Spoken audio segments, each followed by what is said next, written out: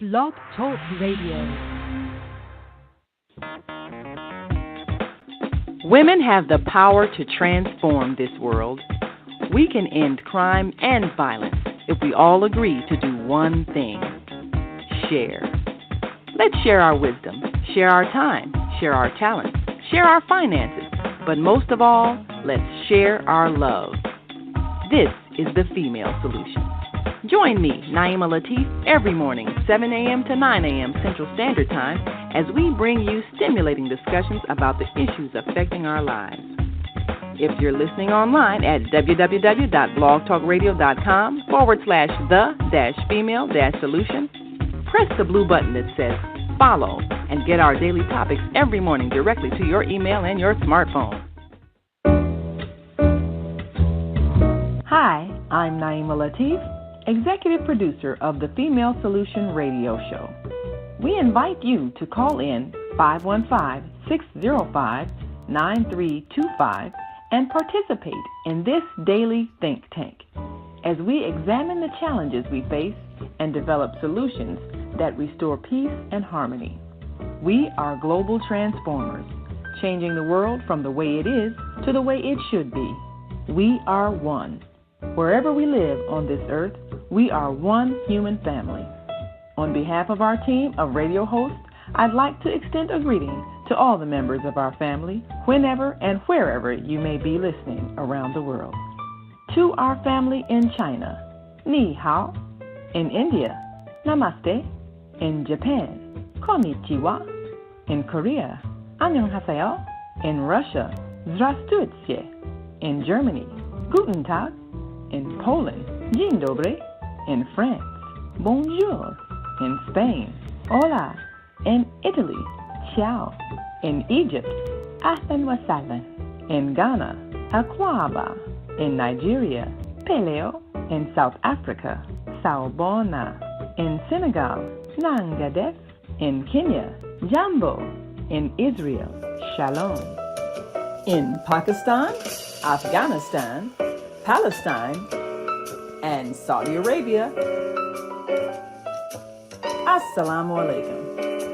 Greetings, and may peace be upon you all. Join us live on the on-air radio network called 727-731-5192. We want to talk to you.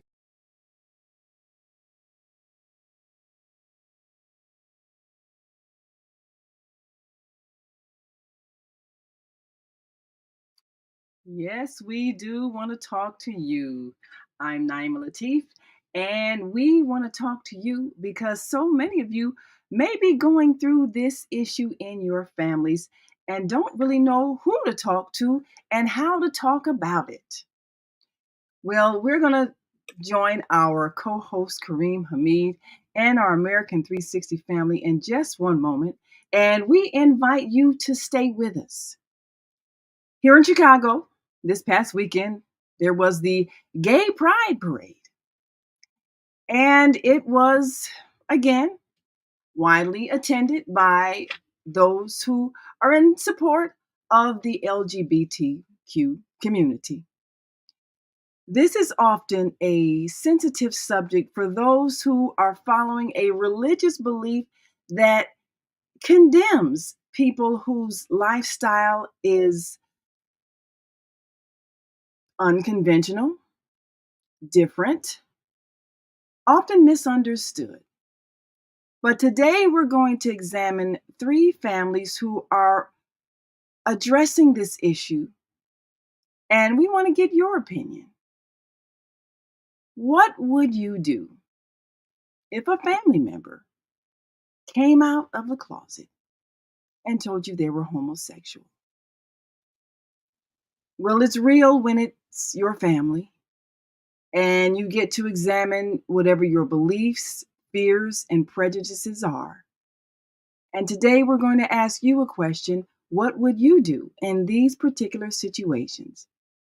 But first, we're going to take a pause, and we'll come right back with our co-host and our American Muslim 360 family. So we invite you to stick and stay. Don't stray away. We'll be right back, so stay with us.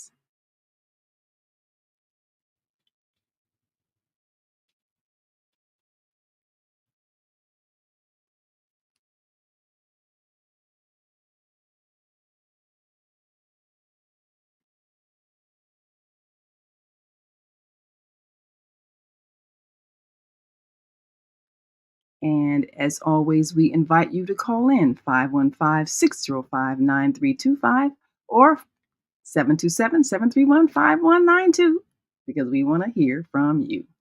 The Female Solution Global Radio TV show invites you to an invigorating, empowering, interactive conversation with our team of hosts Monday through Friday, 7 a.m. to 9 a.m. Central Time. Start your week with Monday Morning Mindfulness with Zelda Speaks. Tuesdays, Gathering of the Griots with Asada. Wednesdays, Repairing Family Relationships with Naima and co-host Kareem Hamid.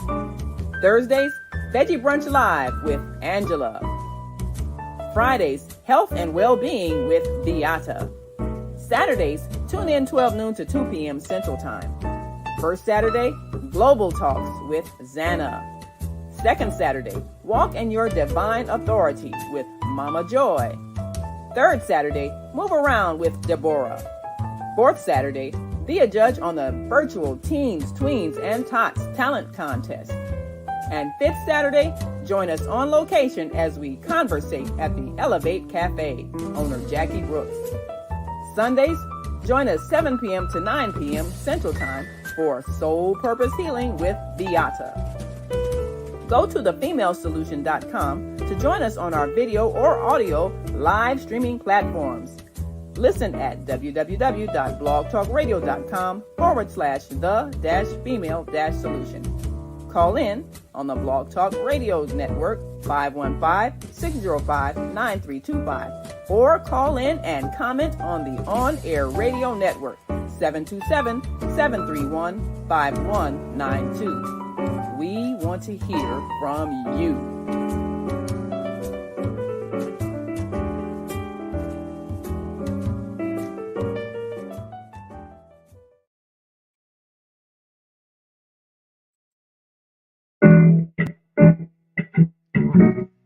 Hi, I'm Naima Latif. Join me and my co-host Kareem Hamid every Wednesday morning, 7 a.m. to 9 a.m. on the Female Solution Radio Show as we explore that relationship that is the foundation for our society, the relationship between men and women, husbands and wives. Join our discussion as we seek to repair broken family ties and rebuild our community. Listen online at www.blogtalkradio.com/the-female-solution. Call in and comment 515-605-9325. Press 1 to speak to our host. Or you can join us live on Facebook at www.facebook.com/the-female-solution. And we are back, and we're joined with our co-host, Kareem Hamid, and our American Muslim 360 family, and we want to hear from you. First of all, let me greet my co-host. Assalamu alaikum. Wa alaikum assalam, Naima. Praise be to Allah. Good to hear your voice once again on this beautiful Wednesday morning. Yes, it is a beautiful Wednesday morning. Well, we wanted to address... Although it is raining here. Oh, well, rain is always wonderful. I love rain. Yes, rain is my favorite kind of weather, so it's perfect for me. Well, I'm grateful. Yes. Well, my grass really needs some rain because it's been kind of dry and it's turning brown. So I'm sure the grass and the trees are grateful for the bit of rain that we're getting today. And for many of those who are in and about, we want you to be grateful for the life you're living because every day above ground is a blessing. My father used to always say. And life is something we should always be grateful for. But sometimes things happen in life that we don't understand. And today we want to address something that's deeply controversial, even though it still shouldn't be in these days and times. Because there are 3 families that I've encountered that are addressing something that is painful for them. And they are not able to figure out how to respond.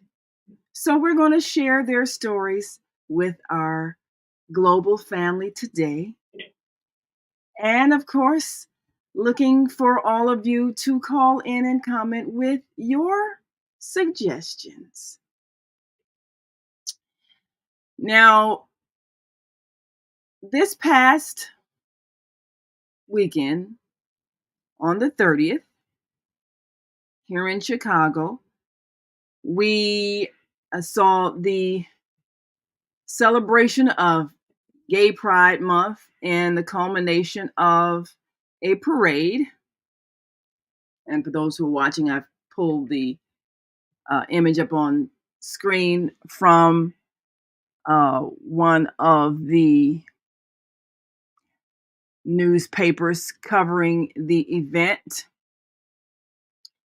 And, you know, there are some controversies. You know, one of our,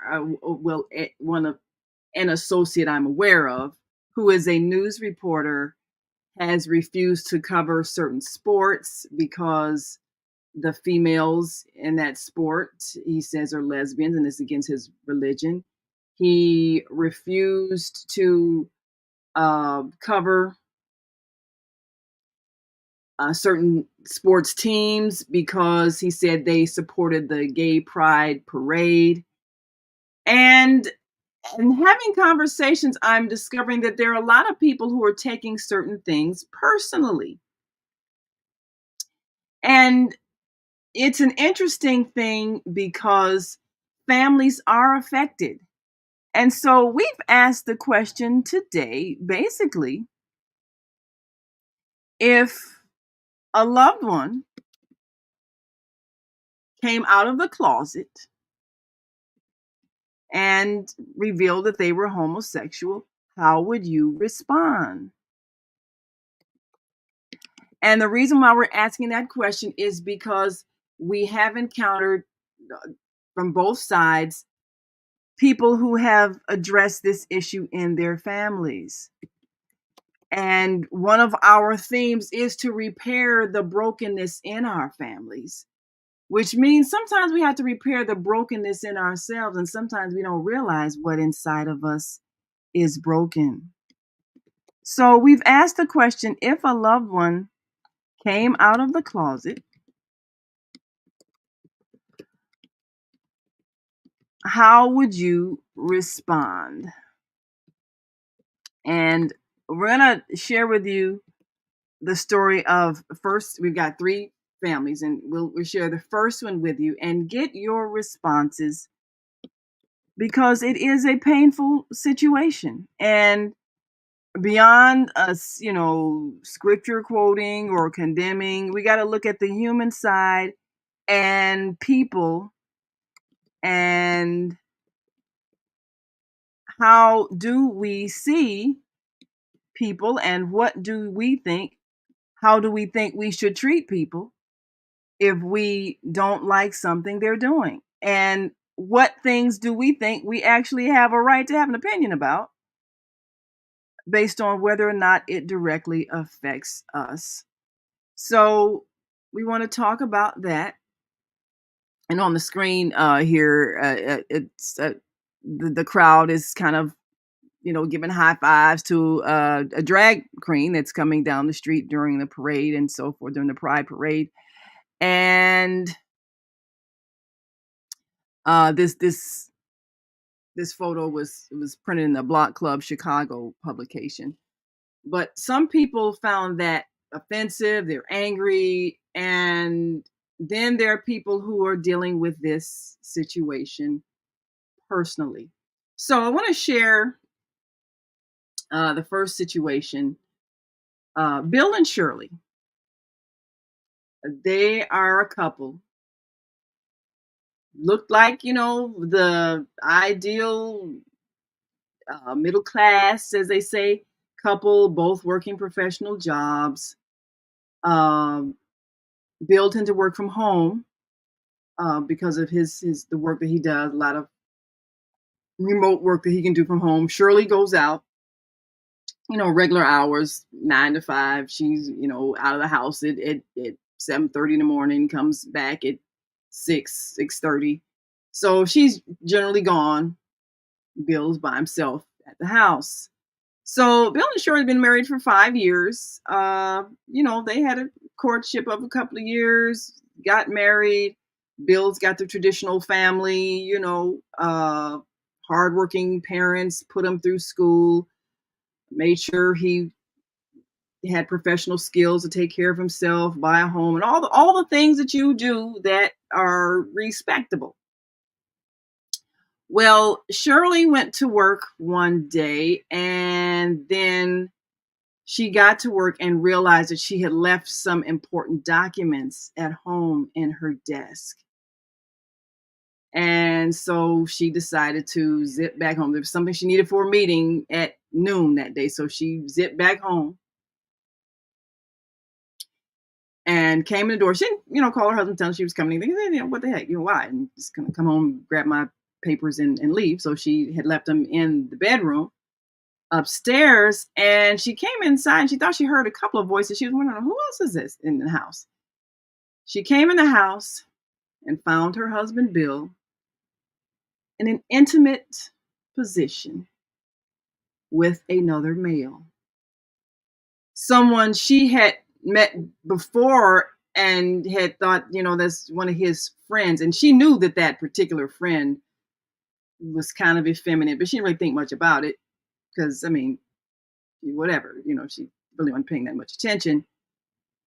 She'd only met the friend at certain gatherings her and her husband had gone to once or twice. She walked in on a shocking scene. Her mind just couldn't process what she was seeing. And of course, her husband jumped up, the guy jumped up, and both had this look of shock, guilt. And she said she felt like she was going to literally faint. And of course, an explosion erupted where she was angry. What is going on? And then she was in such shock, she just grabbed her papers and went to work like she was planning to do. But she was literally in shock all day. When she came back home,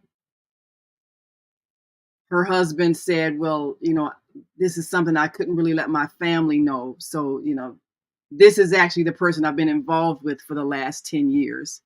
But I knew my family would not accept me if they knew. So, of course, I needed to have a wife and family. And Shirley's still in shock. She feels like she needs to file for divorce. She's just confused. How do I explain this to my children? How to explain why I'm getting divorced? She just couldn't. She can't wrap her mind around this reality. And so she's feeling like, of course, the marriage is over. She's got to file for divorce. She doesn't know how to explain to people. She doesn't know how to explain to the children. She doesn't know how to handle this. She's in shock. She said, how come I didn't see the signs? How come I didn't notice? And, and some of her friends trying to help said, well, you should have noticed when he had a friend that was effeminate, and, you should have asked then, regular men, heterosexual men don't have men who are not heterosexual as friends. You should have seen that. And she was like, I didn't think about it. So she's feeling traumatized.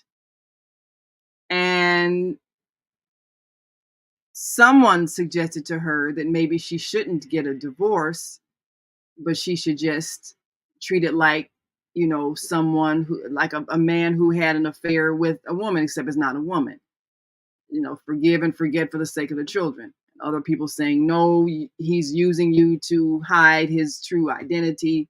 You need to end the marriage. She doesn't know what to do. This was devastating for her. She felt like she'd been living a double life. So we want to ask your opinions, because this is overwhelming to her. What would you do? Would you end the marriage? How would you explain it to the children? After 5 years, they've got children that are 2 and one going on 4. That particular day, of course, they're in daycare, so their father can work. Sometimes he watches them at home, but this day there was no children in the house. So how does she explain it to her children, her family, herself, if she chooses to end the marriage, which she feels so devastated, she feels like she can't even address the reality? So my question is, what would you do? Should she end the marriage? We got one response here. Lash's Journey says, wow. Yeah, wow. So that's that first situation. And we ask that because Shirley is not by herself. There are a lot of women who've made a discovery that the man they thought was heterosexual is not, but chose to have a relationship with a woman, sometimes for social reasons. Sometimes the man's not really quite sure how to handle his own orientation or whatever the case may be. But while women may know how they would handle an infidelity when it's another woman, whether they would leave or not leave, this is something Shirley cannot wrap her mind around, and she's devastated, and she's trying to decide, should she end the marriage? Is the whole marriage a farce for her husband to cover up something he knows his family would not accept? And if she ends the marriage, does she tell everybody why, or do they keep it private? This is not easy, but it is a reality. And there are decisions that need to be made. So before we take calls, Brother Kareem, I'm going to get your thoughts on this. Is this a marriage that is, for practical purposes, over? Or do you consider all the people involved, the children, who, of course, love their father? He's a good, affectionate father, loves his children.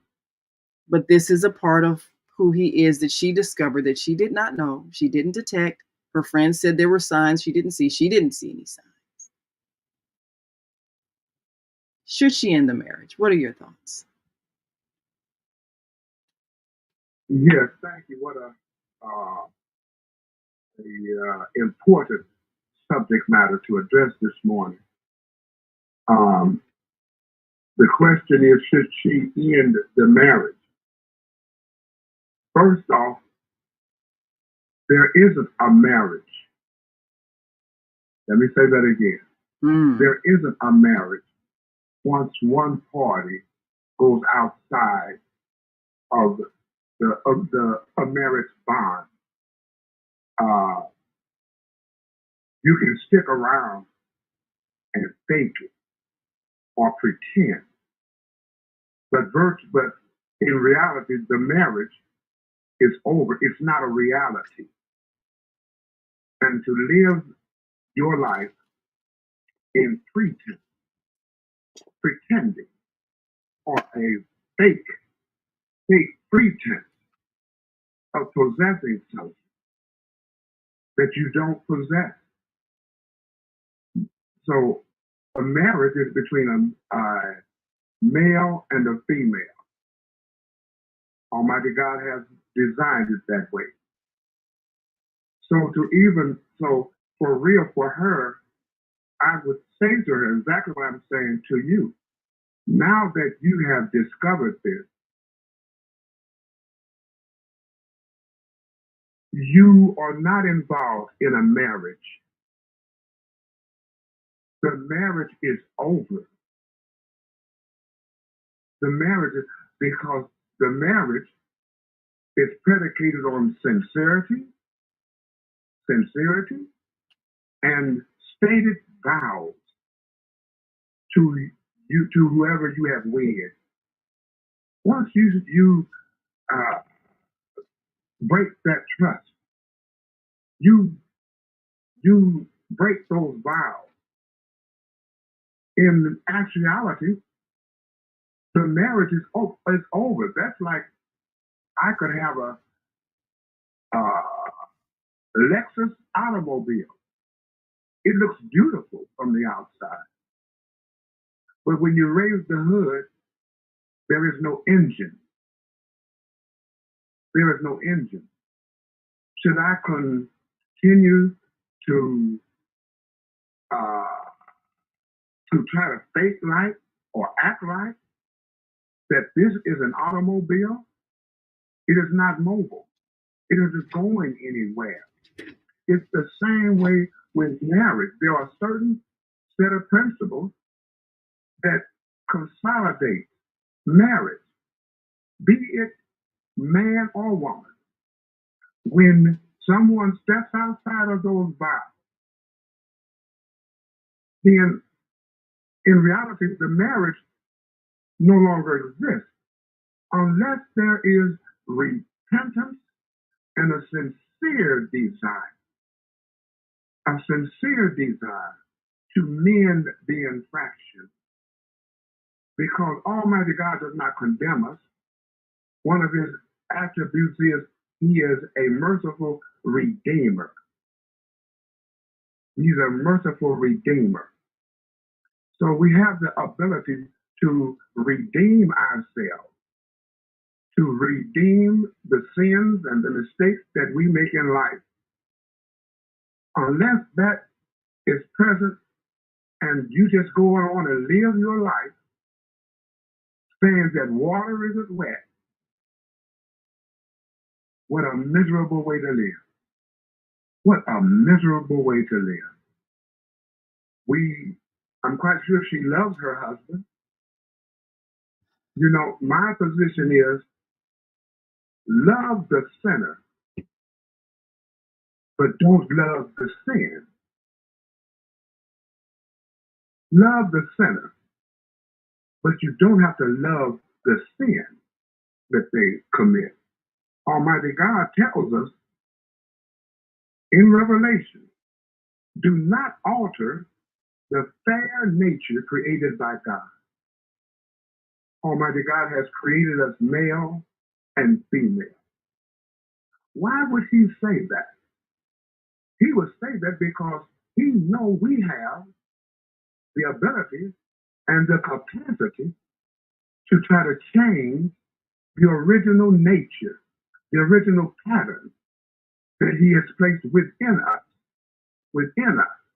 So my suggestion to her is that you have not had a marriage for a long time, but you weren't aware of it. Mm. So now that you are aware of it. So how does she handle it with her children, who are very young? Of course, they're children. As far as I know, hey, we're in a happy family. Got our mother, our father. They take care of us. We're happy. So to end the marriage, as always, there's a lot of things involved. Right now, they got a routine, the times that he's able to take care of them while they're at the house. If the marriage ends, who gets the house? How do they make it a smooth transition for the children? Their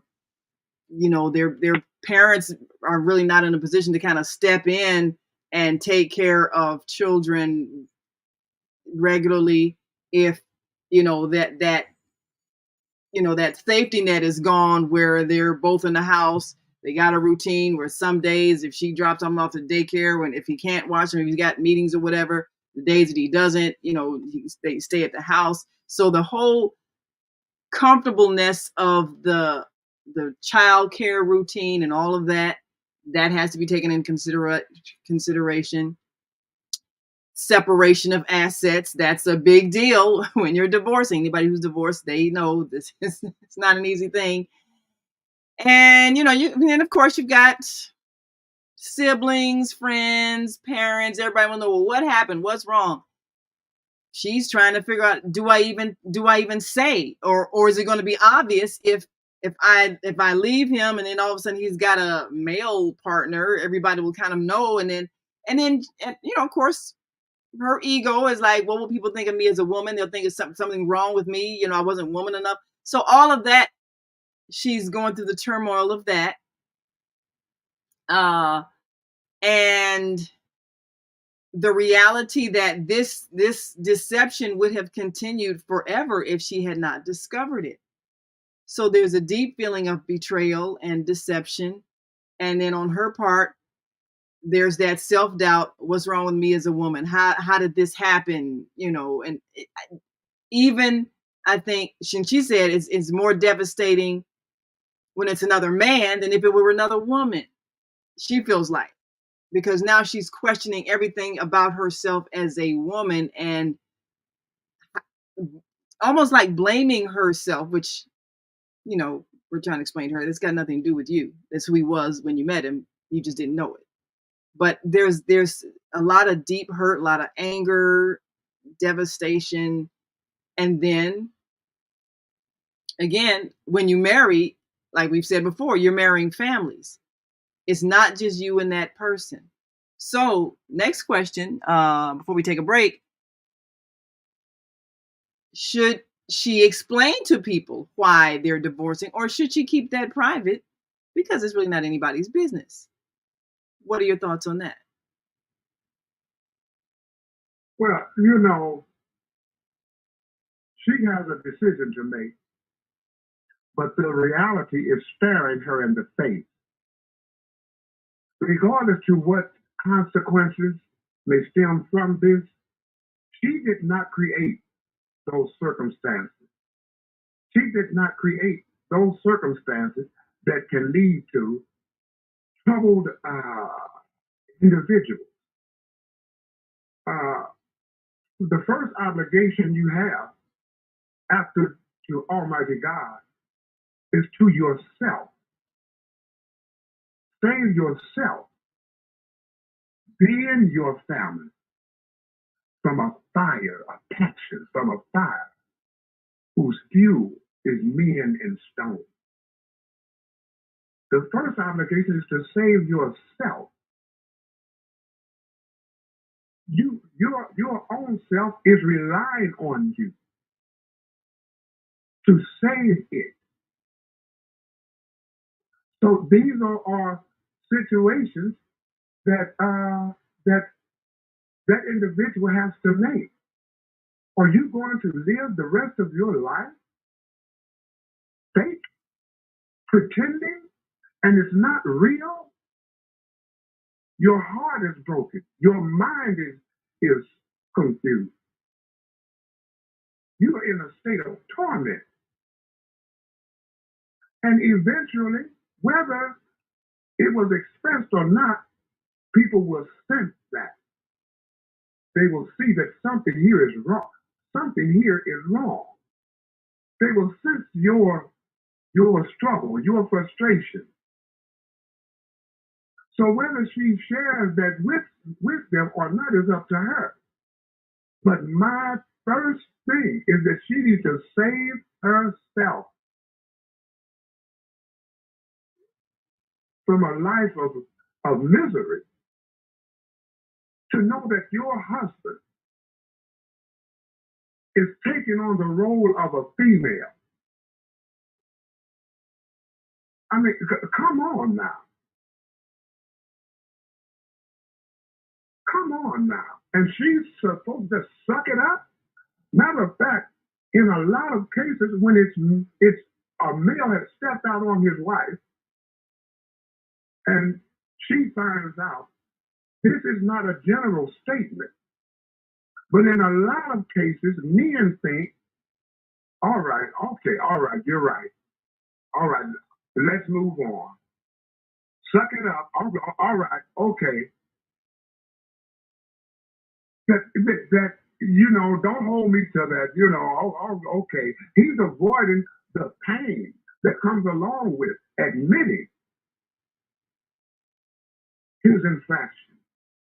Yeah. When you love someone, I want them to have what they want. You want another man, guess what? I want you to have that for you. I want you to be happy. You definitely do not want me. So we owe an obligation to ourselves, to our soul, our heart, our emotions, our thinking, our everything. What a heinous cross to bear for the rest of your life. Free him so that he can do whatever it is that he has designed for his life. But you have to have a plan for your own life and the life of your children and everyone involved. But first, it won't be healthy if you are not healthy. That is true. That's that is my true. position. Well, we're gonna take a quick break, and then we'll come back and take some of your calls. And if you're listening online and want to join this conversation, give us a call, 515-605-9325 or 515-605-9891. Or you can call us on our on-air radio network, 727-731-5192. We want to hear from you. And we certainly do appreciate your perspectives, because some of you all are living this reality and may need some of this advice. We'll be right back after this quick break, so stick and stay. Don't stray away. We'll share some of your comments and take your calls after this brief message. So just stay with us. Yeah, we have a caller on the line already. All right. After this quick break, we will take a call. We will take your call and take our call. All right. We'll be back in a while.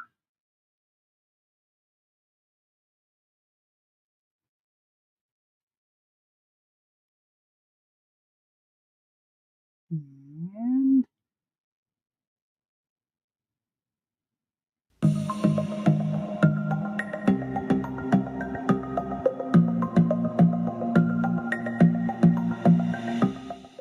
Hi, I'm Barbara.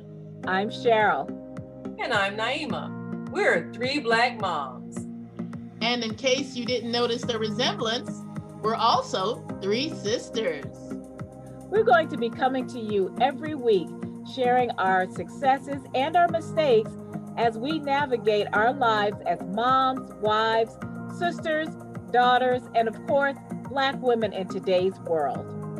We'll talk about it all: race, politics, religion, economics, culture, and we'll take a look at everything from whether or not to use corporal punishment to how do you teach your children about sex.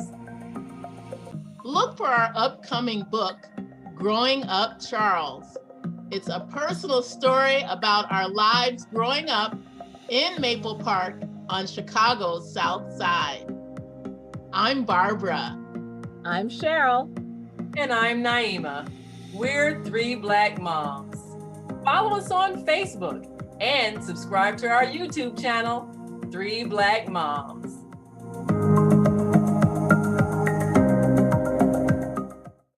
The Female Solution Global Radio TV Show invites you to an invigorating, empowering, interactive conversation with our team of hosts Monday through Friday, 7 a.m. to 9 a.m. Central Time. Start your week with Monday Morning Mindfulness with Zelda Speaks. Tuesdays, Gathering of the Griots with Asada. Wednesdays, Repairing Family Relationships with Naima and co-host Kareem Hamid. Thursdays, Veggie Brunch Live with Angela. Fridays, Health and Well-Being with Beata. Saturdays, tune in 12 noon to 2 p.m. Central Time. First Saturday, Global Talks with Zana. Second Saturday, Walk in Your Divine Authority with Mama Joy. Third Saturday, Move Around with Deborah. Fourth Saturday, be a judge on the virtual Teens, Tweens, and Tots Talent Contest. And fifth Saturday, join us on location as we conversate at the Elevate Cafe, owner Jackie Brooks. Sundays, join us 7 p.m. to 9 p.m. Central Time for Soul Purpose Healing with Beata.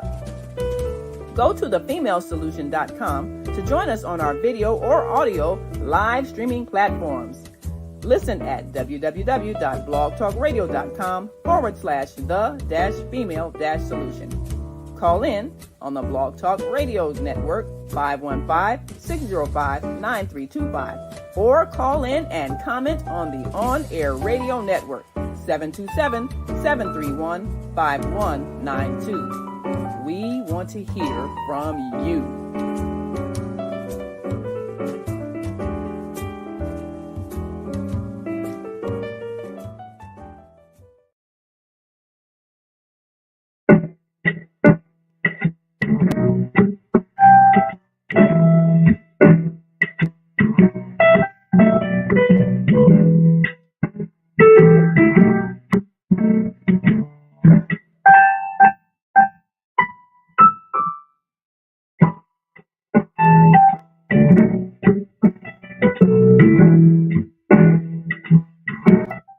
And we are back. You're listening to and watching the Female Solution Global Radio TV show.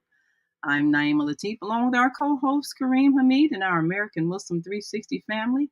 And we are streaming live on multiple platforms. So, of course, you can choose to either watch or listen. And you can always go to thefemalesolution.com to select which platform you want to hear us every day.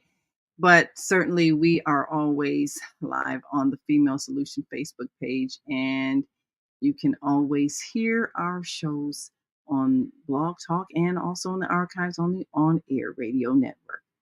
That's onaireverywhere.com. Just go to the radio network page and listen in. Well, of course, today we're addressing an issue that's more common in families than you realize. And a lot of families are trying to wrap their minds around the fact that a family member is homosexual. And while the stigmas may not be as punitive as they have been in the past, there are still some cultures around the world that are very much hostile. And it can even be dangerous for people. They have high security at these gay pride parades because there are people who will inflict violence on people. But we've got a comment, and we're going to take our calls. Our Monday Morning Mindfulness host, Zelda, says, Grand Rising, wise ones. I used to judge gay people until I realized my loved ones had the right to love whoever they pleased. I love them for who they are, not their sexuality, or whom they chose to sleep with. It's all a test. Yes. The test is, can you love people regardless of what they are or what they do? Because everybody is an individualized expression of the divine creation of the universe. So all of us are experiencing different things for different reasons and different experiences. But it's challenging if we've come out of either a culture or a religious belief or anything else that says people should be either condemned, stoned, whatever. And there was a time when a woman would be stoned to death for having sex outside of marriage. So the question is, do we have a right to decide what somebody's sexual behavior should be? Well, let's take a call.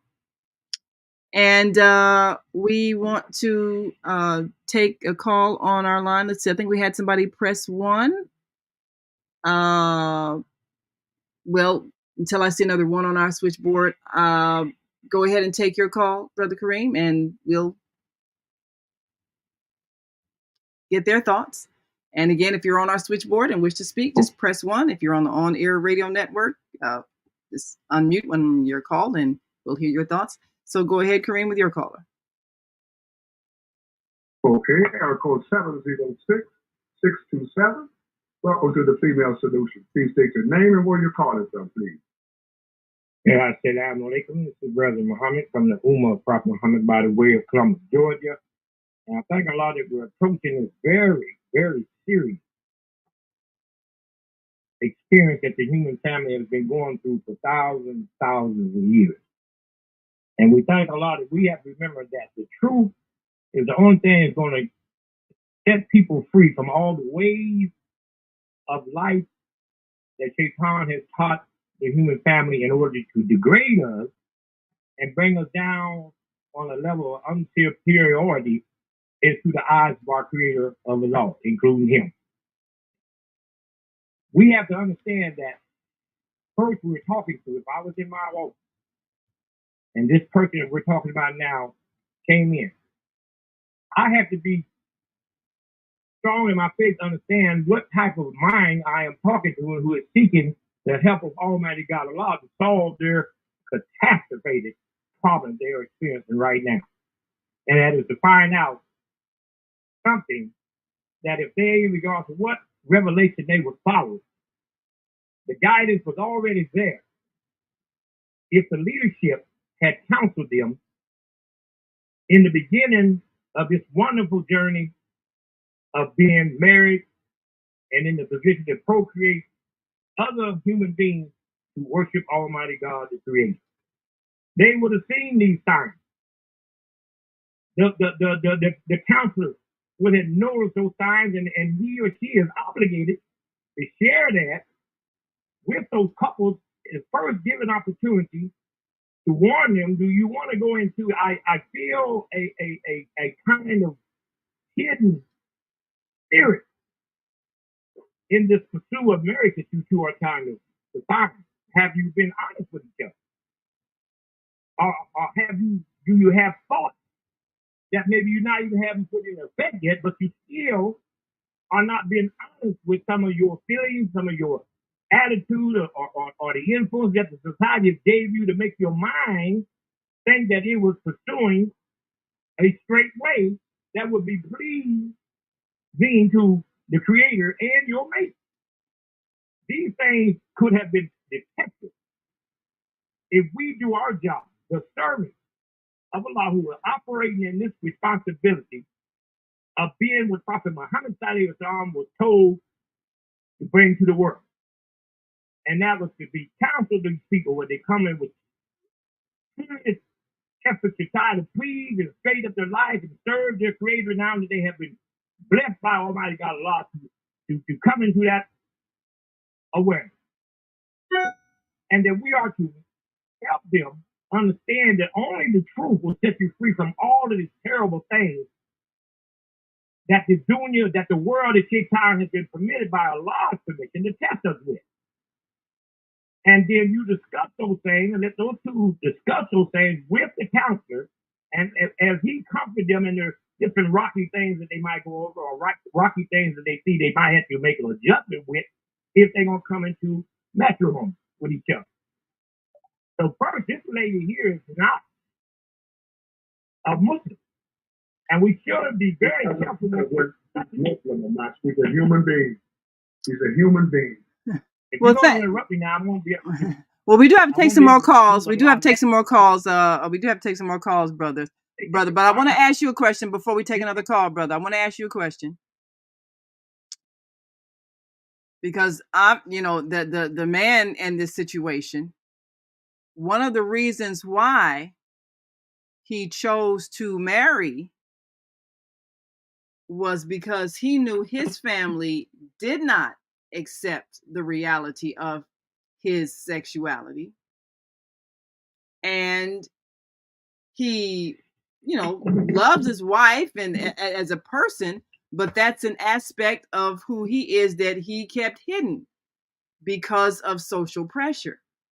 So, in your opinion, should he have faced the wrath, the condemnation, the contempt even of a society that does not accept him for what he is, and not become a husband and father, but pursue his relationship with the man and face whatever condemnation he felt was going to happen as a result of that? Or should he have kept that part of himself hidden and continue his relationship as he did with a woman, becoming a husband and father. What should he have done in terms of being true to himself, in your opinion? Okay, first I want to clear about this is not an opinion, this is fact. First, if his parents, whenever he started to having those type of contemplations about himself, I'm pretty sure a loving mother and a father in consultation with his wife would have known that maybe their daughter or their son had some unbalanced feelings about certain things when it comes to gender. And they could have seen it and they could have started then if they understood it and had the clear possibility that might be what their child is going through. They would have started then having him have counseling. Okay. And start seeking a way to parent balance and a way to not let that put him in a position to where he becomes deceitful with everyone he knows because he did not know himself yet. This is what he is doing. He's trying to keep from what he don't really know about himself, but he's been pulled into a very dishonorable situation that the society does not condone, who believes in what is right. Then they should have started having him counseling then. And one of the things they could have told him, if you insist on having this type of feeling that is coming to you and you're discussing it with your faith in God or faith in what you be, but you're discussing it with yourself, then there's another way.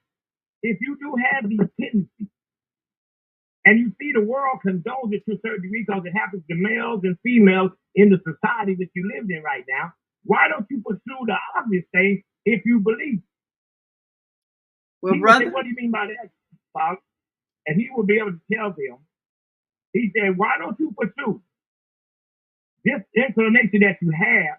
Still try to find it in the way that you created to express it. If there's a woman in your circle of since you've been experimenting with this, who thinks she's a man, but she's also struggling with being forced to accept this controversy she has with her in intellect and her emotions.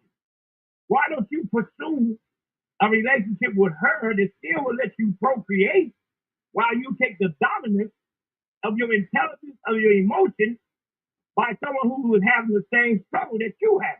Okay, brother. Well, we'll consider that. That's a recommendation you have to handle that particular situation. We got to take another call on the switchboard. Thank you so much for calling in. We appreciate you expressing your thoughts, and we invite those of you who are watching on Facebook or YouTube to write in your comments. We'll share them with our listening and viewing audience. So let me go to the next caller. And yes, sir. I want to make a statement that the subject matter that you bring and we bring, these are human issues. Yes, they are. Yes, they are. And there is not a religious exemption. It is not a religious exemption from these human issues. Absolutely. Absolutely. Oh, absolutely. And this is why we have this show. Because one thing to philosophize and theocratize and everything else, but these are people who are living lives, and they have feelings and they're affected. So let me go to area code 319-457. Your mic is open. Give us your name, where you're calling from, and your comments. How would you have responded as Shirley? Do you think that she should pursue a divorce? Do you think the husband should try to save his marriage and look at it as an act of infidelity, but then that is a reality of who he is? How should that couple proceed, and how do they deal with their children? What are your thoughts? First, give us your name, where you're calling from, and then your thoughts. Oh my God, this is a kufi. My God is the sun that comes up every day. I'm not a religious person, and I don't judge. We're living in the midst of judgment. Their situation is going on millions of times all around the world. I can't solve that. That's their judgment. Judgment is being taking place. Millionaires are dying. People are going through that situation all over. You know, I tell people on my social media, judge me. Y'all judging everybody else. Why don't y'all judge me? They can't. You know why? Because I'm building up humanity. I'm not tearing humanity down. I've got years and years and years of track record of building people up. And so people can't come at people like me. We're builders. I do not tear things down. I can't even give advice on that situation because I wouldn't even let my mind go there. That's their judgment. I can only pray for them, for their healing. I don't touch defile situations. Never have, and I never will. We are in the midst of judgment. Everybody's pointing fingers at each other. You got one finger pointing at each other, and you got four fingers pointing at themselves. It's not going to stop. This is Armageddon. This is God versus God. We're in Armageddon. It's right in front of your face. I mind my business because I know the fall of humanity has already taken place. When you look at the president of the United States and his character and how he goes about it, he's under judgment.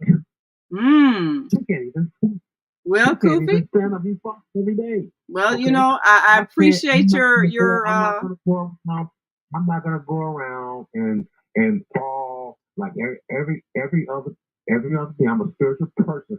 I'm not gonna be forced into always talking about other people because. Well, I appreciate that, and I thank you for I thank you so much for weighing in. We're gonna take another call, but I thank you so much for weighing in, and also I congratulate you on a tremendous amount of growth because I know that there was a time that this was a deep trigger for you, and you responded with rage at a certain point, and that is gone now. So you have definitely evolved to a higher spiritual awareness, and I congratulate you for your evolution, most definitely.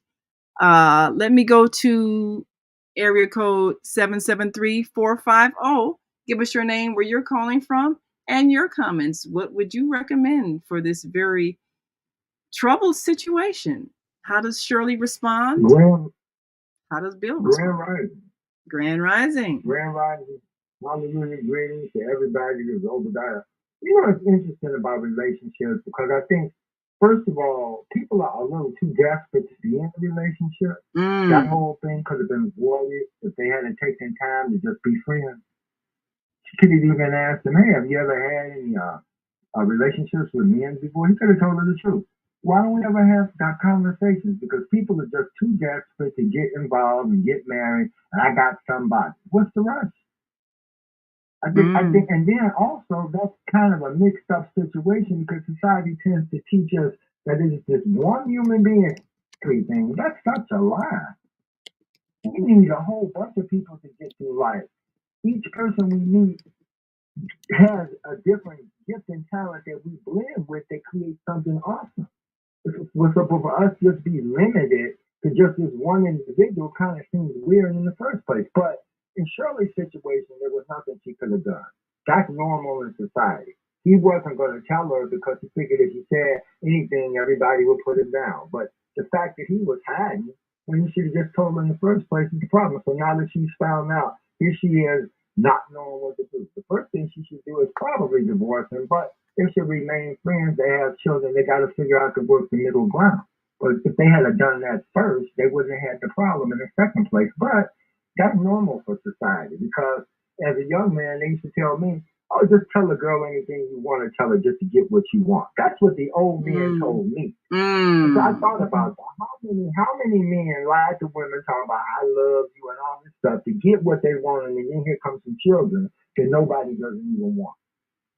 Yeah, that's because you can't even be honest. Honesty does not exist. So in society, we just need honesty, man. I mean, that's why I'm even more confused when relationships don't work and then you have children and all this stuff. Why can't people get together? We're adults. We're supposed to find a way to wrap our arms around the children. If you're in a divorce, so what? Get along with that other person and those grown people. Make it work for the children. If we don't do that, all you have is just constant confusion in families. And for Black people, it really don't work for us. We used to have family reunions, and now we're all broke up, and people are hating on each other. The matriarchs are not along, can't bring the families together. And just look at the violence on the street because of all that entertainment is violent. Is that really the way we want to live? So at the end of the day, all I'm saying is just be honest with yourself. Find your center. Be honest with everybody. If I had been gay, why would I hide that? I was the type of person that accepted people even back then. The house music was kind of a gay proposition back in the day. And jacking your body and all that stuff. Half the people were gay. I didn't care about that. I was hanging out with them. But that doesn't mean they didn't think I was that way. It didn't mean they weren't going to try to turn me that way, which was okay, but I just ain't that way. But I don't have no art with somebody because that's the way they are. Be who you are. You got to live with who you are. There's not a bad, right, or wrong. That's like saying God condemned you for your own emotions. That's insane, man. I mean, we do understand you have to have some continuity in society. That's how men and women work it. But today we got insanity. They marry men and women and women. Who knows what's going on today? So, sorry for Shirley. She just part of today's confusion. Well, thank you, Obadiah. We appreciate your steadiness. She's got to find a solution because she's got children and she can't hide. She might as well just tell everybody and use her own life as an example. How about that? Always be honest. Well, thank you, Obadiah. We appreciate you so very much. Yes. Well, we're going to take a break. Yes. Two more callers, okay? All right. We're going to take a quick break and come back and take some calls. And then we're going to share with you another situation. What happens if your child tells you that they are homosexual? How do you respond? Well, we're going to give you the story of this couple and see what you think. Do you think they are doing the right thing? And how would you handle it? We'll be back with some more calls, and we're going to share that situation and get your thoughts. And feel free to call in 515-605-9325 or 515-605-9891 or 727-731-5192. We want to hear from you. We'll be right back after this brief message, so stick and stay. Don't stray away. We'll be right back to take your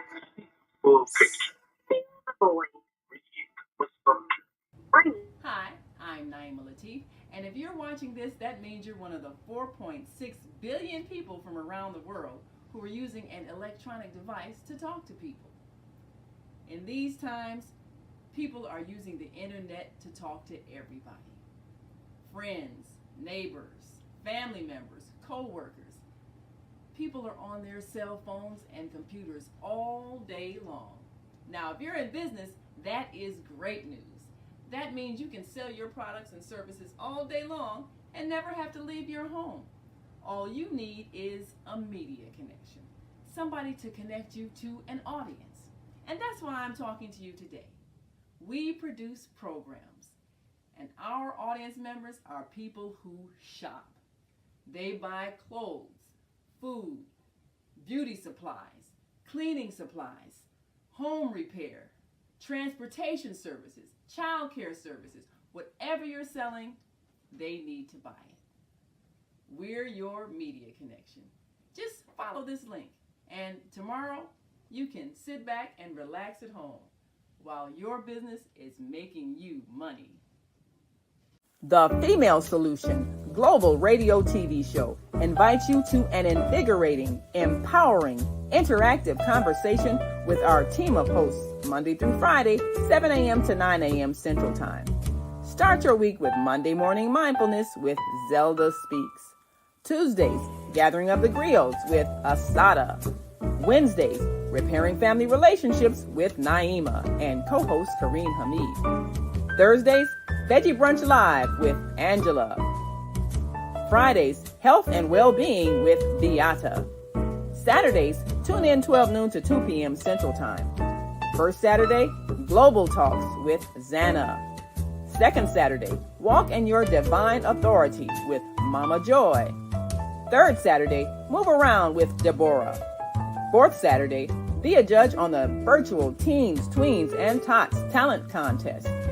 And fifth Saturday, join us on location as we conversate at the Elevate Cafe, owner Jackie Brooks. Sundays, join us 7 p.m. to 9 p.m. Central Time for Soul Purpose Healing with Beata. Go to thefemalesolution.com to join us on our video or audio live streaming platforms. Listen at www.blogtalkradio.com/the-female-solution. Call in on the Blog Talk Radio Network 515-605-9325 or call in and comment on the On-Air Radio Network 727-731-5192. We want to hear from you.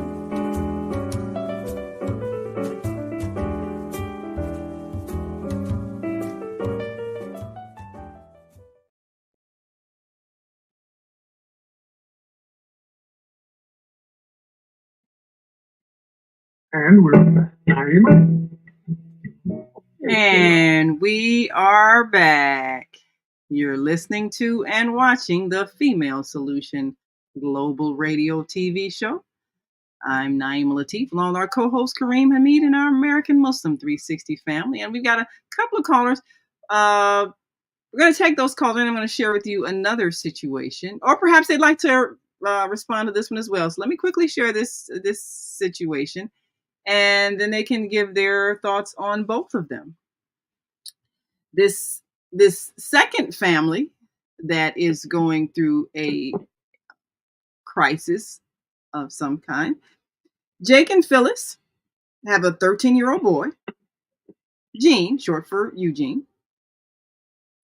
And, you know, he was always not so much into the rough and tumble, you know, activities of sports. He was more of an intellect. He liked science and, you know, good in school. And he had a friend who, you know, was a female that he liked to, you know, associate with. And as he was coming into puberty, you know, his father, Jake, wanted to have that talk with him, you know, to make sure that him and his female friend did not cross the line and become sexually active. And so, you know, they were out, you know, just hanging out one day at a restaurant, him and his son. He was thinking, okay, maybe I'll broach the subject. And he asked him how his little girlfriend was doing and so forth. And, you know, Gene said, oh, she's fine. You know, we working on some science projects together and stuff like that. So his father got ready to tell him about, you know, making sure he did not become sexually active with his girlfriend. And he, you know, thought he was saying the right thing in terms of, you know, there's a point in your life where you may decide to take that step, but you should wait until you're an adult, wait until you're older, use protection. I mean, he was all set to, you know, have the whole father-son talk when his son said, well, Dad, I really don't like girls that way. So first his father was thinking, well, maybe he's just a late bloomer. And then his son kind of, and he could tell he had to struggle with it, but he said, no, I really don't like girls. I'm not going to like girls. I'm not looking to ever. I think I'm gay. You know, and his son had a hard time saying it, but he did say it. And his father, Jake, was just devastated. So at first he was like, no, you're just going through a phase. No, you're just watching too much TV. No, you're hearing this stuff. You know, he's really trying to talk him out of it. But he was surprised that his son kind of stood his ground on that. At 13, he said, no, I know I've been like this. I know that this is who I am. So Jake, of course, you know, at first he was angry, you know, first he wanted to hit him, you know, and then he said, no, I can't respond with violence. So he got home with his wife, Phyllis, and they decided that their son just really needed some counseling. And this is what one of our previous callers, you know, Brother Muhammad was saying about taking to counseling. So they felt like, you know, we're gonna take him to a therapist that can help turn him around. And Jake said, I got to find somebody who can fix this, you know, because I'm not having my son be confused about who, you know, about being a man. So he's literally looking for a therapist who can fix his son, because he feels like his son some kind of way is broken, malformed, misshapen, or whatever, but he's not having this. And his whole belief is that this is something that happened. Maybe he watching too many of these programs, you know, watching these parades, and he's blaming it on all kinds of external things. But his quest for a therapist is somebody who can fix his son. And, you know, his wife is thinking, well, should we take him to the church pastor and have him, you know, pray over him? And you know, Jake is like, well, maybe we need to get a professional. I mean, they're both seeking ways they can correct their son as they see it. And that is their response right now. Who can we find who can fix our son who has said he is gay? So if you'd like to take a caller and they can respond to that situation, is that the way that you think parents should respond to a 13-year-old coming into puberty, having distinct feelings for the same sex and identifying himself as homosexual? Is that the response you think his parents should put forth? Would you respond in a different way? So if you'd like to take some callers, and then, of course, give your thoughts on that, Brother Kareem. Okay, we are live. Yeah, we have a line up here. Oh, okay. 3 people have raised their hand. All righty. Well, let's open up the mic with 334-419. Please state your name and where you're calling from, please. Yes, greetings, peace and blessings. Michael Hameen calling from Jacksonville, Florida. And the 2 examples that you give represent, you know, the challenges that we have in terms of living this human life and societal challenges. We really have, in my opinion, an extreme challenge here in America with the overemphasizing of sex and the utility of sex imagery, you know, to sell products and the like. It's a big problem. It's not a natural environment for the soul, but it's a challenge that we have. And we have, over the last several decades, we have a very aggressive homosexual community using the letters LGB, so on and so forth. Very aggressive, and in some cases, bullying. You know, we have the invitation to have children who are not teenagers, you know, make decisions on whether or not they want to have sex changes and become one of the opposite sex. You know, there's a lot of challenges in terms of this, but you have to, in my opinion, we need to look at nature first and then the history of the human family. And it's clear that homosexual relationships cannot reproduce themselves in the natural course of events, and that by invitation, and this is the problem for society, having young people whose minds don't fully develop to get their head around certain questions of life. Young people's minds, the scientists say, don't really get fully developed until after their 20s. So that's very problematic. And an undeveloped human being intellectually. So, Brother Michael, do you think they're making the right decision? Then, are you thinking they're making the right decision to say, well, look, if we get them to a counselor, we can get somebody to talk them out of it. We can get somebody to fix that. We can get somebody to, turn him toward heterosexuality. He's just 13, so we should get it fixed. I mean, do you think that is the correct response of his parents? Well, I have personally gone through this experience, and I thank God for not having me to respond emotionally. My first wife, it was a very emotional situation. You get the questions of have I failed in being a parent? The problems that the child is going to have in navigating life. So these are very trying circumstances.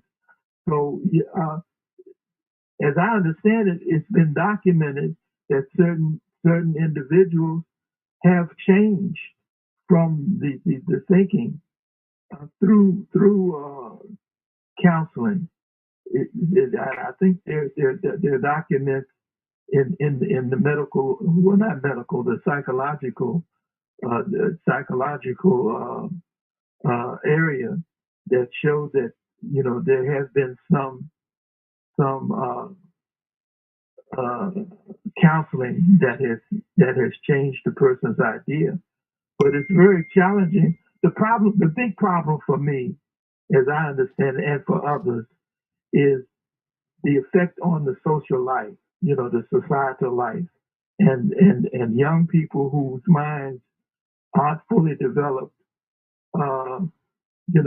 being persuaded, because they're impressionable, being persuaded to take on a life behavior that is challenging. So I'm looking at that in terms of, okay, I accept that you are an exception to the rule. You're homosexual. I accept that, but I don't accept you propagating that idea in the society. If you propagate it, and the decisions to accept marriage, then that's problematic for insurance purposes and so forth. You could have other language, and I think other language has been offered, but the decision, the political decision, and there's a lot of problematic political decisions that have taken place, but the decision to have accept marriage among those that are LGB, whatever, the alphabet, and I mean no disrespect, but we have to deal with these challenges, but we have to consider the future and health, the future and health of the society, and that means the protections to those who are not equipped to make decisions on their own. That's the big issue in my opinion. Thank you so much. We appreciate your perspective. Let me take a caller on this switchboard, and then we'll go back to the AM 360 switchboard. This is a challenge when it's your life, your family, your children, your partner in life, your spouse. It's a challenge. It goes beyond the philosophy. It's the reality of the human. So let me open the mic for area code 336-350. Your mic is open. I believe that is Mama AZ. Grand Rising. Thank you so much for joining us today. Give us your thoughts on these very challenging situations. How would you handle it? How would you handle the situation with the 13-year-old son? How would you handle it if you were the wife in the first situation? What are your thoughts? Grand Rising, Dr. Latif. Can you hear me okay? Yes, ma'am. Loud and clear. You're going to have to create a part 2, maybe even up to a part 5, because family, this is deep. And greetings to the family. Thank you, brother, from Jacksonville, Florida. That's interesting. This is Mama Bonfire AZ. Yes, I came to the planet with the name Robert Lee Harris, and I'm a female. I didn't have a sex change, but if I did, it wouldn't matter. I swear to God, I want this on record.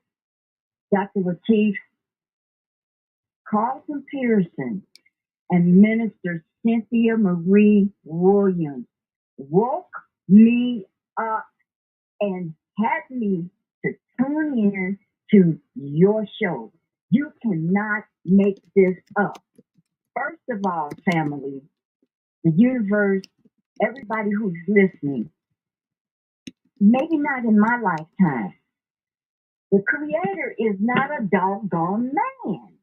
It's energy, family. He.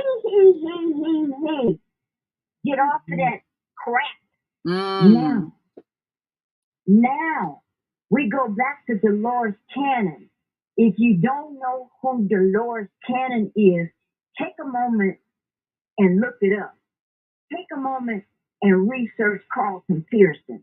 Take a moment, family, to research Minister Cynthia Marie Williams. Okay? Yesterday was my Earth Day. I was 27, meaning 72. Well, congratulations to you, Mama AZ, on your Earth Day. Yes. I'm serious. 72 years wise. Yes. If you add up the digits, everything is a number. If you add up the digits for today, it's a 9. It represents birthing to me. So I'm coming out of the closet, family, with what I have to say. Now, again, the creator is not a doggone man. Women have been subjugated to a whole lot of things. Okay, and as far as the LGBT community, add the letters up. It's mostly about power.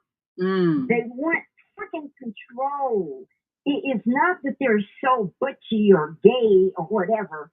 Deep down inside, family, it's about freaking control over the other person. And the woman who is in this situation, I really couldn't tell her I wouldn't do this or I wouldn't get a divorce. Look, those children chose those 2 people to be their mom and dad. Check into this, okay? Not only that guy and the man and the woman, the male, the female, and the male in this compartment, in this situation, God dang it, they chose it. They chose the lesson. Now, we're not here to judge. Maybe there's a lesson. Maybe she had to walk in there and be shot to oblivion of seeing her husband. However, on some doggone level, they agreed to do this, to wake her up, to wake him up, to wake all the people involved up. They chose this. And the young man who ended up saying to his dad, you know, hey, I'm gay. Now, and they're thinking, oh, I got to talk to the goddamn pastor. Come on, people. Don't you know that if it could be a situation where they take that child to the pastor and he's counseling and he ends up making the situation worse by doing his thing with this child who has not developed yet. You see, think about it, people. Pastors are just flipping crazy, and like Brother Cruci said, we're in the times now.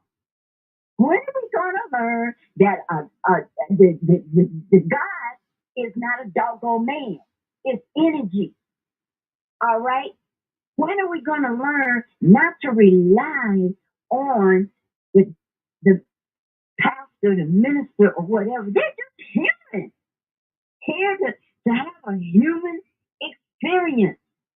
Okay? What it feels like to be with a man. What it feels like to be with a woman of the same sex or whatever. Not everybody's journey is that. But however, like Minister said, Minister Cynthia Marie Williams, you got to wake up. It's bigger than that. And Minister brought me out of the closet partially when she told about her dad.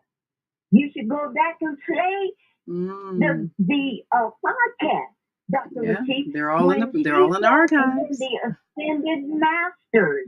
You know, when I talked about the Ascended Masters, it was because of Minister Marie Williams, Cynthia Marie Williams, dragging me out of the closet and said, Mama AZ, it's time for you to talk about the Ascended Masters and other lives and things of that nature.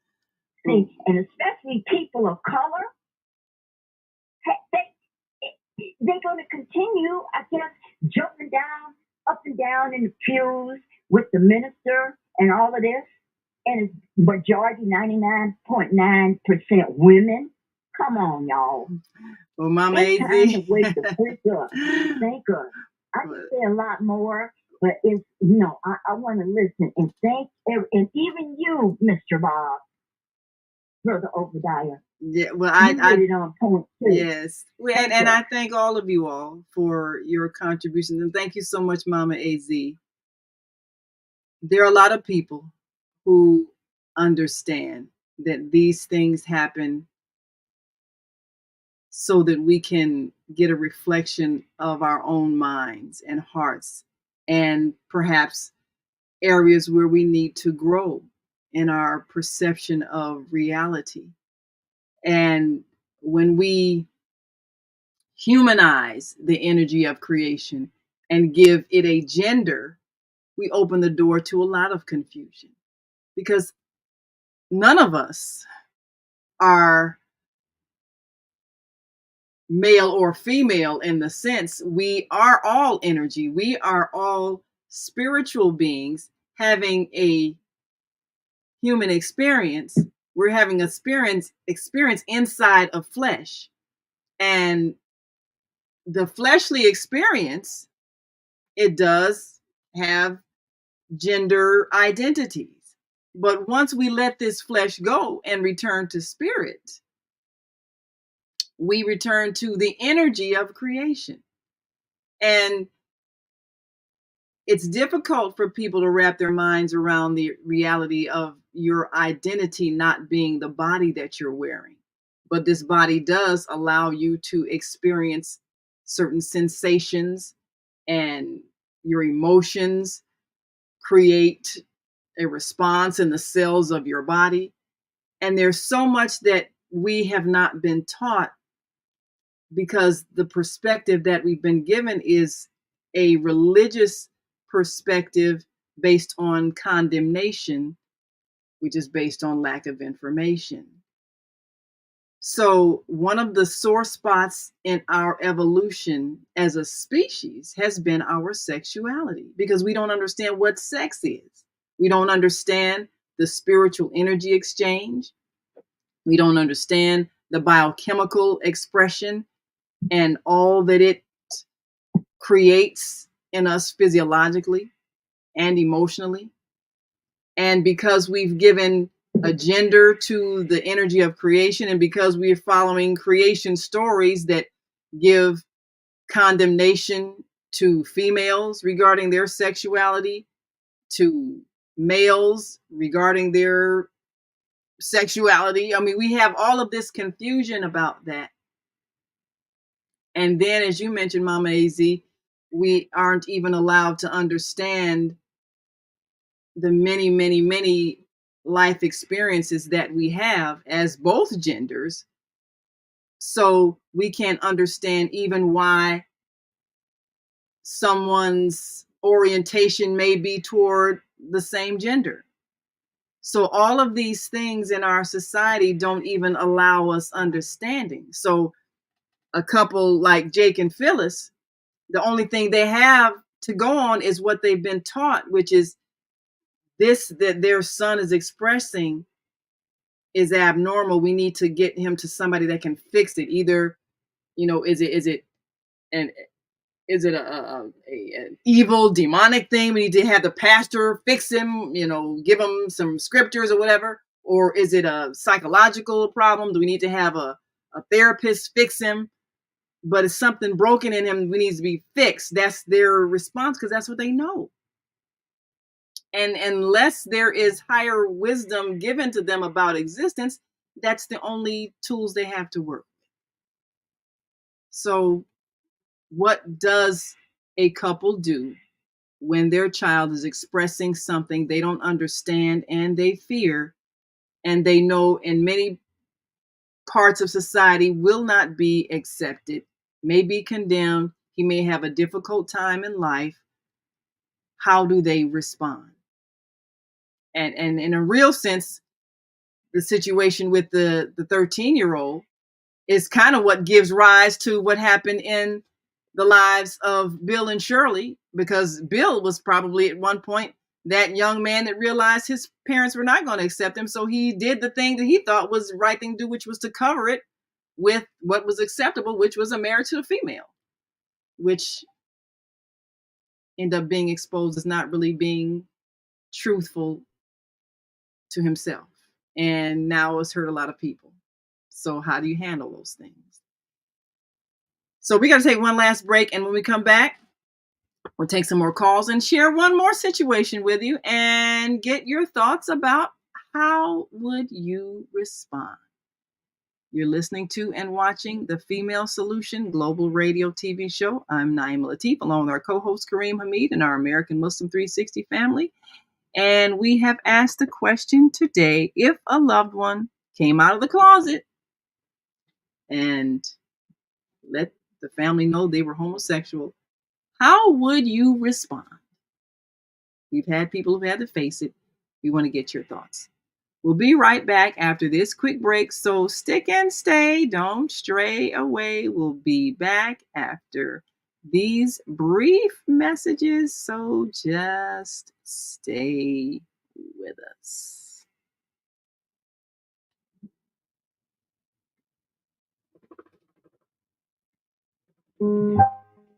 We have an opportunity to transform the whole global society in the next 50 years.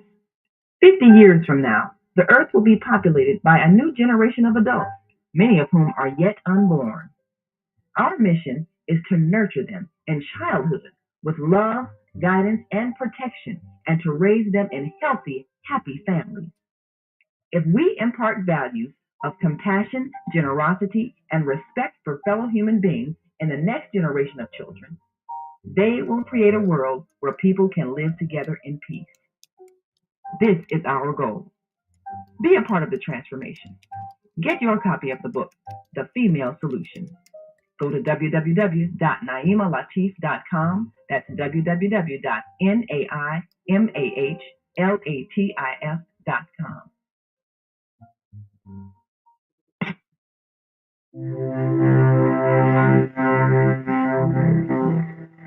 Do you want to live in a world without war? Join our global peace movement. Heavenly Culture World Peace Restoration of Life transcends culture, religion, ideology, and other boundaries to achieve peaceful harmony in the global society. HWPL is committed to bringing world peace and cessation of war through peaceful dialogue between religious groups. I am Director Shin-Suk Kim of the HWPL Chicago branch of North America. Join us for our next gathering. Call 773-580-1501 and be a part of the movement for world peace. Email us at chicagohwpl@gmail.com.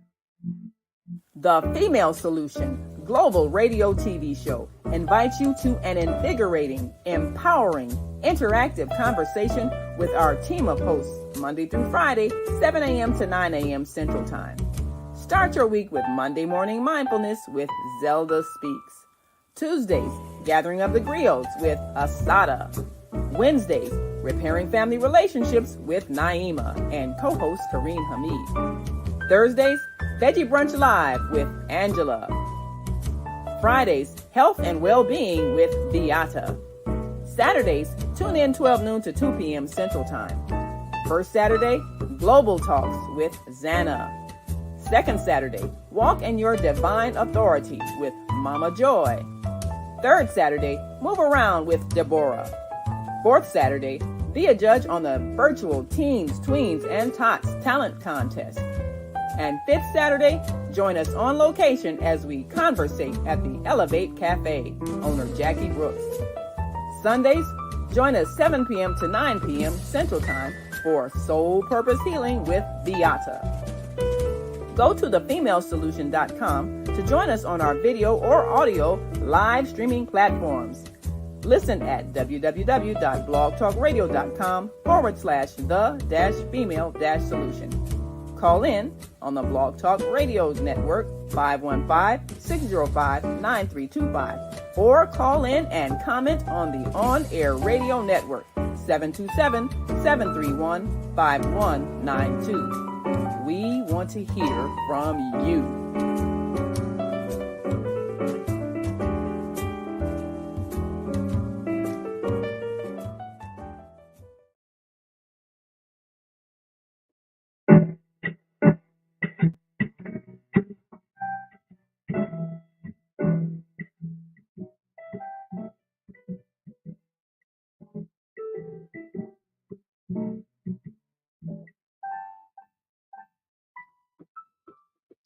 And we are back. You're listening to and watching the Female Solution Global Radio TV show. I'm Naima Latif, along with our co-host Kareem Hamid and our American Muslim 360 family. And we've been asking the question today, if a loved one came out of the closet and told the family they were homosexual, how would you handle it? How would you respond? Well, we had a couple of cases we've asked and we've had some responses. There's one more, Brother Kareem, I'd like to share with you. And this is Tamara's situation. Tamara, young woman, always athletic. She's in the basketball, track. She just always, rough and tumble kind of girl growing up. She got scholarships to college, played ball in college and everything. And while Tamara, we're telling the story of Tamara. Now, Tamara, a young woman who got scholarships to college to play ball and everything. When she came home, her family saw that she had cut her hair. Actually, she came home for the funeral of an aunt. She came home. She had cut her hair, short, and she had a female companion with her. And it was kind of clear that both of these women, who kind of had a masculine appearance, it was clear that they were intimate partners. And Tamara told her family to call her Tim, and her female friend was calling her Tim. And at the funeral of her aunt, Tim, who was Tamara, and her female friend the family was giving them very shocked looks, and Tamara's mother was quite distressed because she knew her daughter had been, I guess, what they call a tomboy growing up, very athletic, sports wise, but then they were just happy when she got, scholarships to school and all of that. They didn't really think that much about it. Tamara didn't date during high school, and her mother was glad of that because she didn't want to worry about, pregnancies and all that. But when she came home from college for the funeral of the aunt, which was her mother's sister, came in for the funeral with the shaved hairdo and the female companion, and they both looking quite masculine. And it was kind of clear, especially when Tamara said, call her Tim. Now, it was clear that she'd made a commitment to a lifestyle that her parents did not understand and weren't prepared for. And you might say, well, maybe there are signs, but do you stereotype somebody because they're female and they're athletic? No, they didn't want to do that. But it was clear when she came home. This was after her first year in college, during her second semester, where they saw the very, very marked transformation. So after the funeral, Tamara, Tim's mother, told her, I don't understand what this is, and I would prefer that you not. We love you, but I would prefer you not come around the family with your friend, your companion. I don't want to expose children to that. That was her mother's response, and so Tamara left the funeral early. She left the repast because she was told that the family didn't want her around, or her mother told her she didn't want to expose the children in the family to that. That's what she was told. And Tamara's father wouldn't even look at her. He wouldn't speak to her at all. He wouldn't even make eye contact. So she, of course, was devastated that her family totally rejected her, didn't want her around, felt like she was going to traumatize the children, younger brothers and sisters, cousins, whatever. And so she was told, don't come around family gatherings anymore with her friend like that again. So, the question, what? Okay, so we're going to go to some callers and get their thoughts on that as well. Do you think Tamara, now known as Tim, who's come out of the closet, obviously, do you think her family responded the right way in telling her to leave the repast, leave the funeral, because they didn't want to expose the children to that? Do you think that was the correct response, or how would you have handled it? What are your thoughts? Open the mics and let's hear our listeners and hear what they have to say. Area code 810-936. Welcome to the Female Solution. You state your name and where you're calling from, please. James Abdullah, calling from Flint, Michigan. Yes, assalamu alaikum. I would just like to say on this subject, the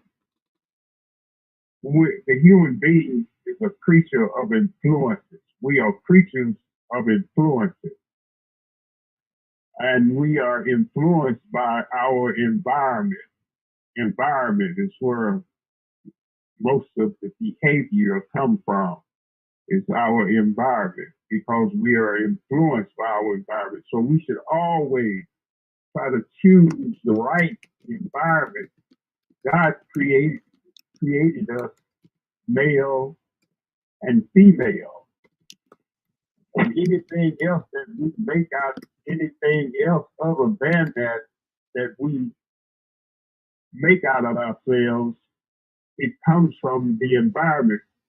Be careful what you give your mind to. Allah says in the Quran that when you reject Allah, Allah says that He will appoint for you a devil as an intimate companion. So as long as you are staying on the right path, learning what God or Allah wants you to have that experience of learning about God's way for the human being. So James, let me ask you this question. James, can I ask you this question? Do you think that Tamara's parents did the right thing in telling her to leave the repast with her female friend so that the children would not be exposed to what was an openly homosexual relationship in their opinion?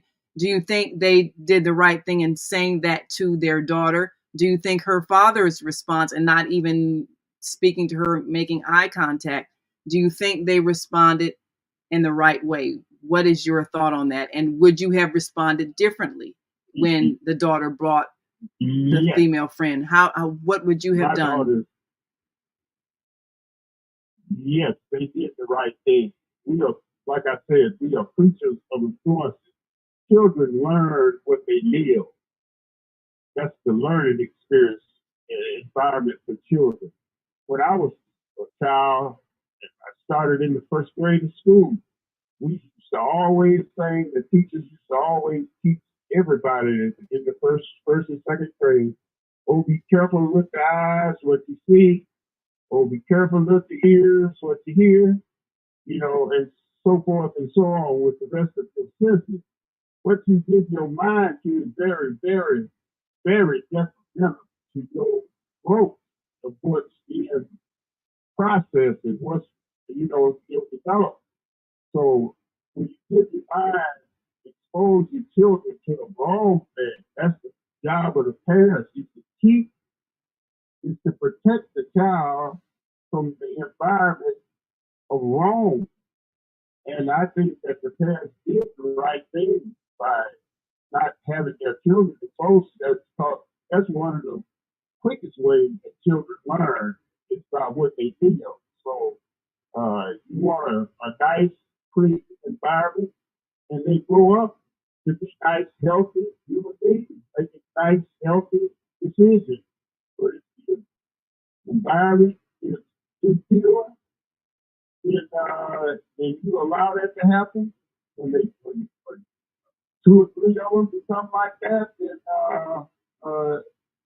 you have to take some of the blame. The parents have to take the blame. So children, is under the parents, they're the custodian.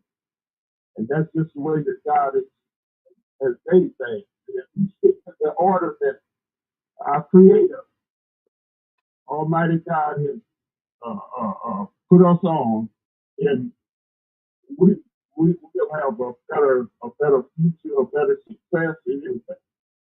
Okay. So well, thank you, Brother James. We appreciate you sharing your thoughts.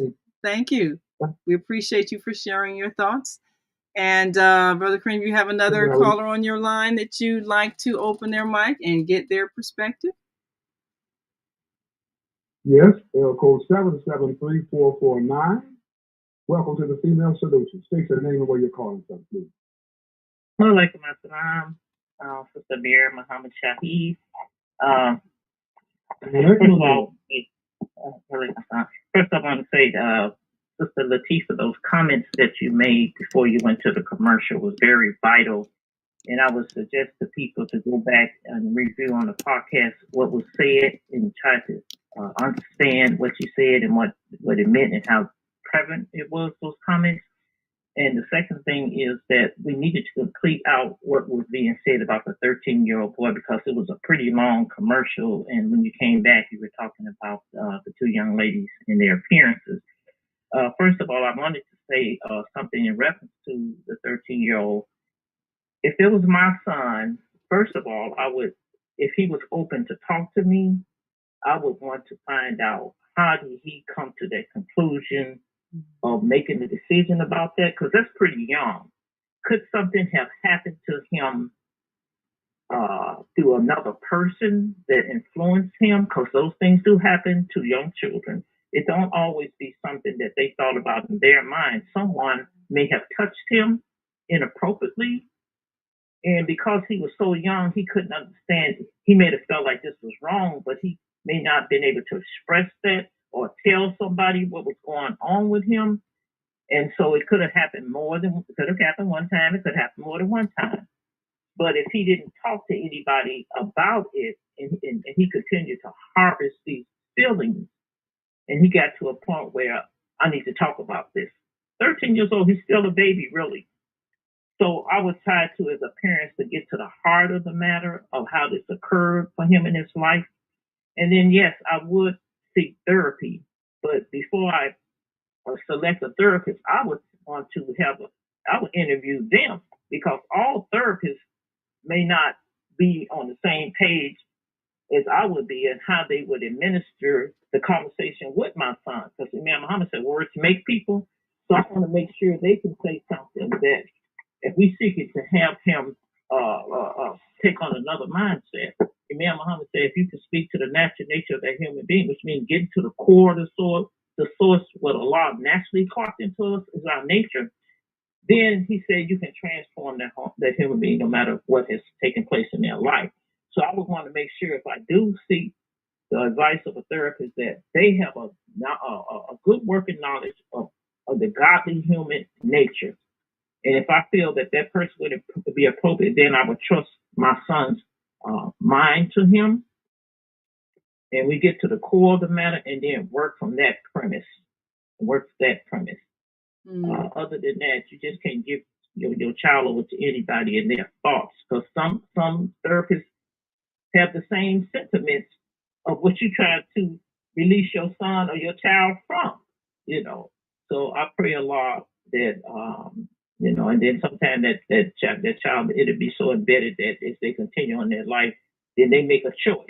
They make a choice to either continue that lifestyle or they may not. But you have to get to the core of the matter first. So that was my opinion. So, and as far as the two young ladies being asked to leave the funeral, as a parent, I don't think I would have asked them to leave the funeral.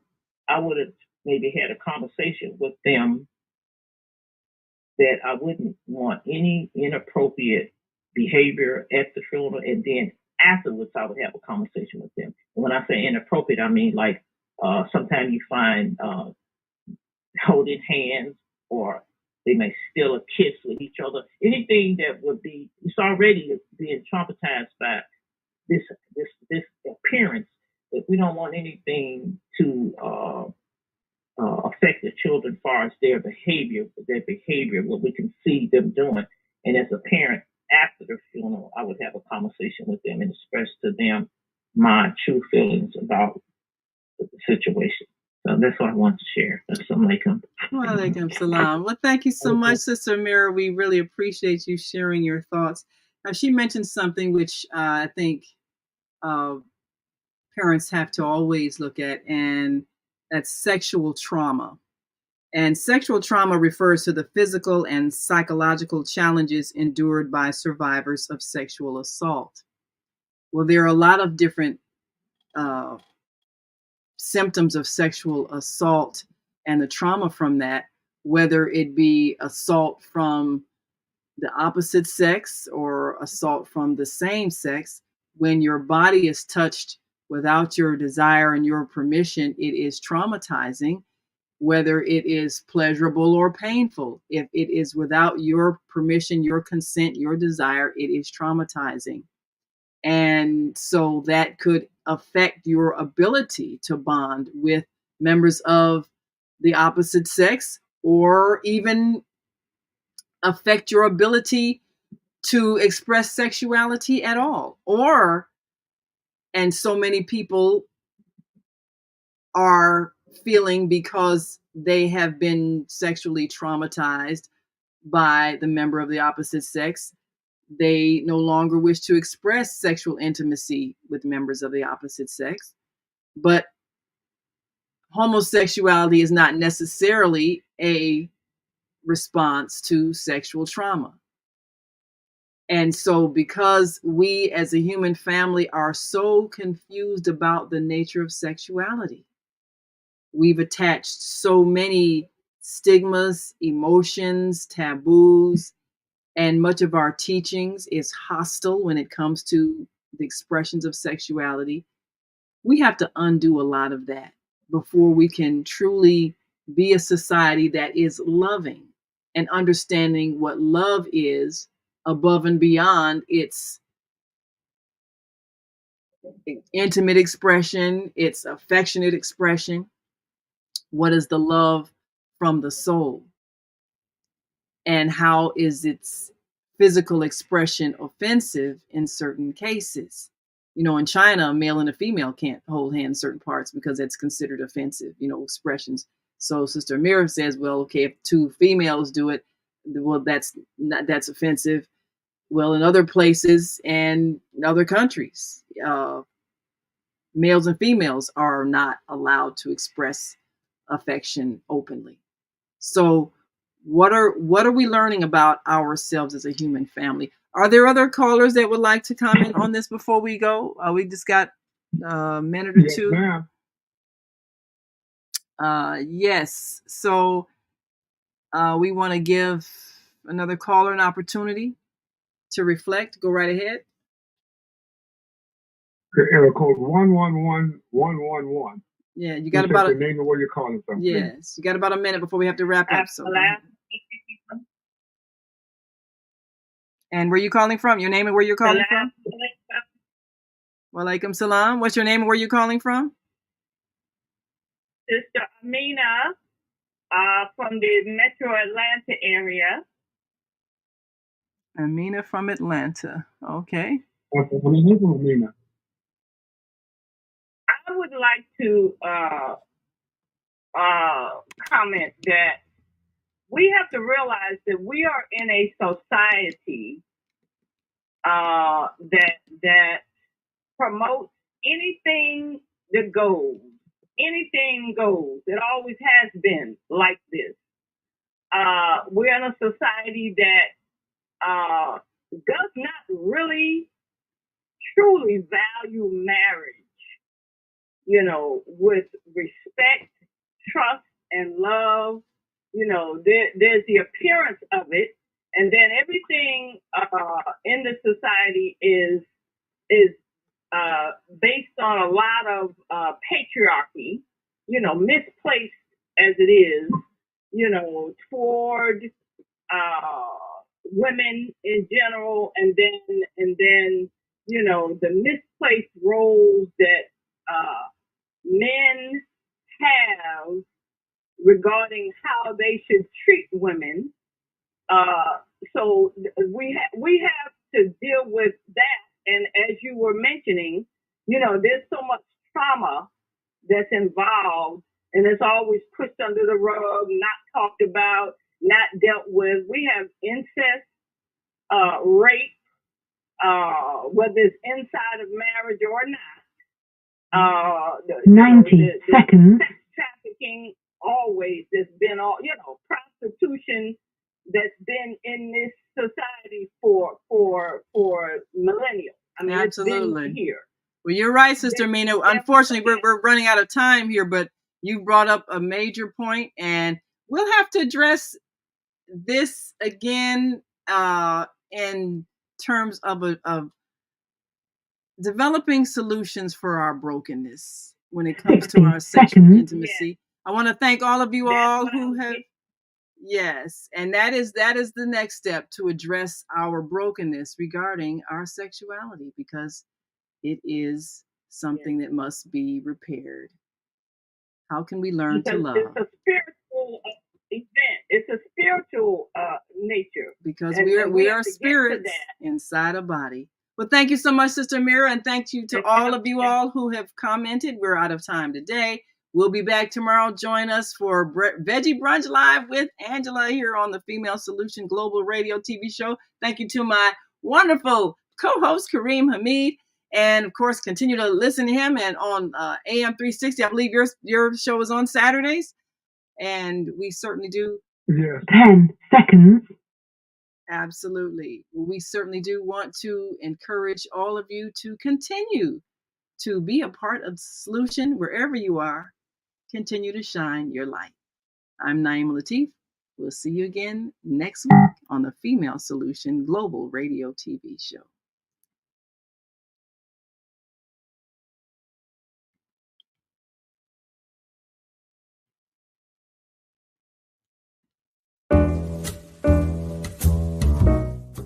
We've come to the end of our show today. If you missed any broadcasts, go to our website for the audio and video archives at www.thefemalesolution.com. On behalf of our team of radio hosts, I'd like to thank all of you who participated in today's discussions. And to our global family joining us from all around the world, we say thank you. To our family in China, xie xie. India, Dhanyavad. Japan, arigato. Korea, kamsamnida. Russia, spasiba. Germany, danke. Poland, dziękuję. France, merci. Spain, gracias. Italy, grazie. Egypt, shukran. Ghana, madasi. Nigeria, eshe. South Africa, ngiyabonga. Senegal, jareh. Kenya, asante. Israel, toda. Pakistan, shukriya. Afghanistan, tashakur. Saudi Arabia and Palestine, shukran. Assalamu alaikum wa rahmatullahi wa barakatuhu. Thank you, and may peace be upon you and the mercy of God and God's blessings.